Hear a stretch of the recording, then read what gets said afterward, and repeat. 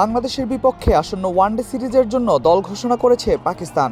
পাকিস্তানি স্কোয়াডের দিকে তাকালে বেশ বড় চমকই দেখা যাচ্ছে, কেননা ঘোষিত স্কোয়াডে জায়গা হয়নি দলের অন্যতম দুই সেরা ব্যাটার বাবর আজম ও ওপেনার সাইম আইয়ুবের। চোটের কারণে দলে নেই অভিজ্ঞ ব্যাটার ফখর জামানও। এছাড়া বাংলাদেশ সিরিজের জন্য দলের দায়িত্ব দেওয়া হয়েছে তারকা পেসার শাহিন শাহ আফ্রিদিকে। আর পাকিস্তান ক্রিকেট বোর্ডের এই সিদ্ধান্তকে অনেকেই নতুন অধ্যায়ের সূচনা হিসেবে দেখছেন। পাকিস্তানের গণমাধ্যম সূত্রে জানা গেছে, বাবর আজম ও সাইম আইয়ুবকে অফ ফর্মের কারণে আপাতত বিশ্রামে রাখা হয়েছে। অন্যদিকে ফখর জামানকে বাদ পড়তে হয়েছে হ্যামস্ট্রিং চোটের কারণে। সম্প্রতি টি-20 বিশ্বকাপ শেষ করা এই অভিজ্ঞ ব্যাটার পুরোপুরি সুস্থ না হওয়া পর্যন্ত তাকে খেলানোর ঝুঁকি নিতে চায় না টিম ম্যানেজমেন্ট। সে কারণেই বাংলাদেশ সফরে স্কোয়াডে তার নাম রাখা হয়নি।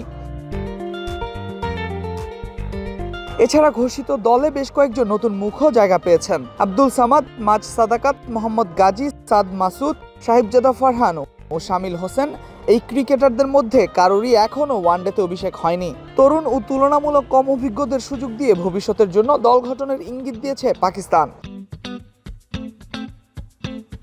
চলতি মাসেই ঘরের মাঠে পাকিস্তানের বিপক্ষে 3 ম্যাচের ওয়ানডে সিরিজ খেলবে বাংলাদেশ।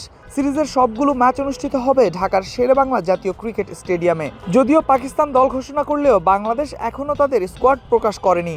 দীর্ঘ বিরতির পর আন্তর্জাতিক ক্রিকেটে ফিরছে বাংলাদেশ। সর্বশেষ গত বছরের ডিসেম্বরে আন্তর্জাতিক ম্যাচ খেলেছিল টাইগাররা। টি-20 বিশ্বকাপ খেলতে না যাওয়ায় লম্বা বিরতিতে ছিল দল।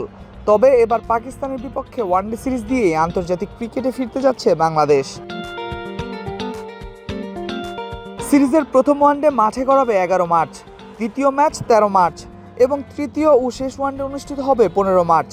প্রতিটি ম্যাচই শুরু হবে দুপুর 2টা 15 মিনিটে। বাংলাদেশ সফরের জন্য ঘোষিত পাকিস্তানের ওয়ানডে স্কোয়াডে আছেন শাহিন শাহ আফ্রিদি, আব্দুল সামাদ, আবরার আহমেদ, ফাহিম আশরাফ, ফয়সাল আকরাম, হারিস রৌফ, হোসেন তালাত, মাজ সাদাকাত, মোহাম্মদ রিজওয়ান, মোহাম্মদ ওয়াসিম জুনিয়র, মোহাম্মদ গাজী ঘড়ি, সাদ মাসুদ, সাহিবজাদা ফারহান, সালমান আলী আঘা ও শামিল হোসেন। Al Mahmud Fahim, BD ক্রিক time.